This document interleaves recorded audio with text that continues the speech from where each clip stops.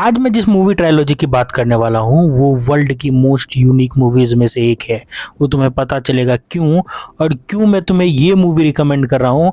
अगर तुम एक रिलेशनशिप में हो या रिलेशनशिप में नहीं भी हो, अगर तुम एक प्यार में विश्वास करने वाले इंसान हो तो ये मूवी तुम देखो।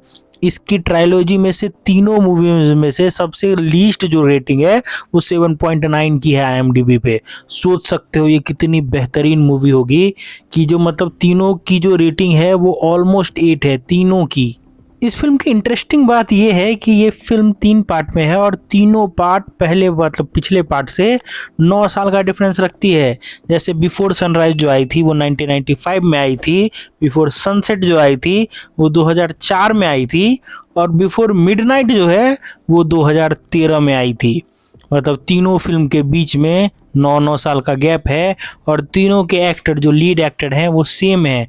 वो रियल टाइम कन्वर्सेशन चलते रहता है कि वो 9 साल जो अपार्ट थे वो एक दूसरे से, उसमें उन्होंने क्या किया, क्या कुछ देखा, ये सारी चीज़ें इसमें दिखाई जाती है जो कि तुमको इतना बेहतरीन फील करवाएगा कि तुम पूछो मत। इस कहानी की शुरुआत होती है जब एक लड़का और एक लड़की ट्रेन में मिलते हैं। थोड़ा सा हाई हेलो होता है।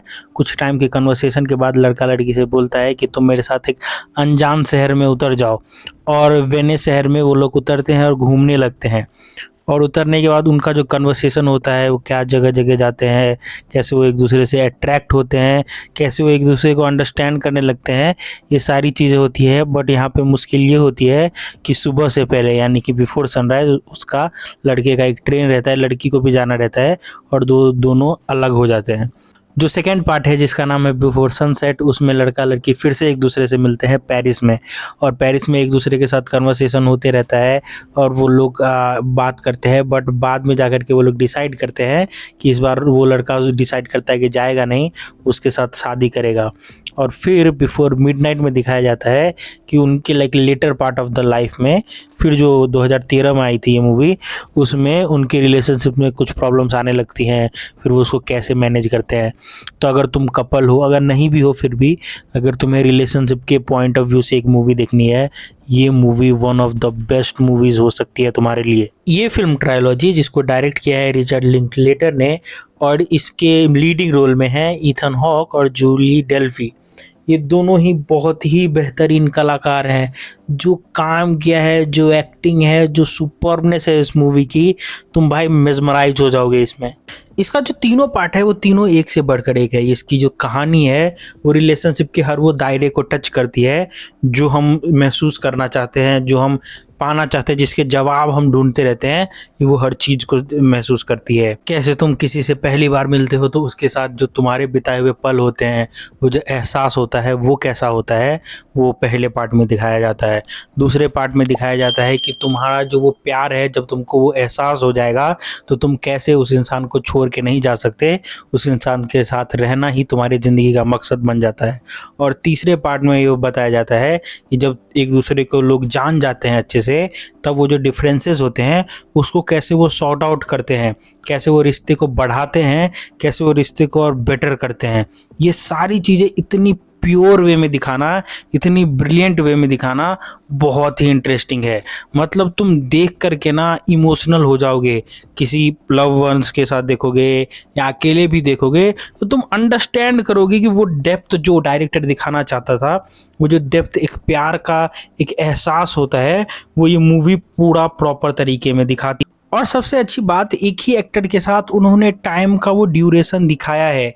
एक ऐसा नहीं है कि यार वो बंदे मतलब किसी प्रोस्थेटिक मतलब किसी मेकअप वगैरह से या किसी ऐसा VFX तरीके से बूढ़े किए गए हो।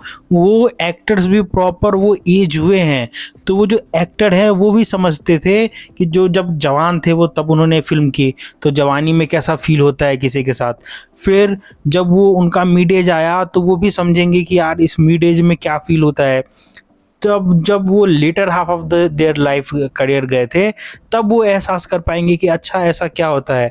और तुम एक ऑथेंटिसिटी देखोगे, एक प्रॉपर मतलब एहसास पाओगे कि जैसे जैसे एक उम्र बढ़ती है तो चेहरे का भाव, वो समझने का तरीका, वो चीज़ें वो कितनी चेंज होती है। जवानी की बात अलग होती है और वहीं उम्र दराज होने के बाद, एक टाइम बीत जाने के बाद एक टाइम एक दूसरे से अलग हो जाने के बाद तुम क्या फील करते हो एक दूसरे के लिए, तुम्हारे मन में एक दूसरे के लिए क्या भावनाएं हैं, वो दर्शाती है। और वो तुम्हें बताता है कि क्या तुम सच में उस इंसान से प्यार करते भी हो कि नहीं, क्या तुम उस इंसान के लिए वो सब कुछ कर सकते हो जो मतलब तुम किसी और के लिए कभी नहीं कर सकते। वो एहसास, वो रियलिटी शो करना और एक इतने बड़े लीप लेना कि मतलब भाई तुम समझ सकते हो कि हर मूवी के साथ 2 मूवी 18 साल के गैप में movie banana is a huge deal.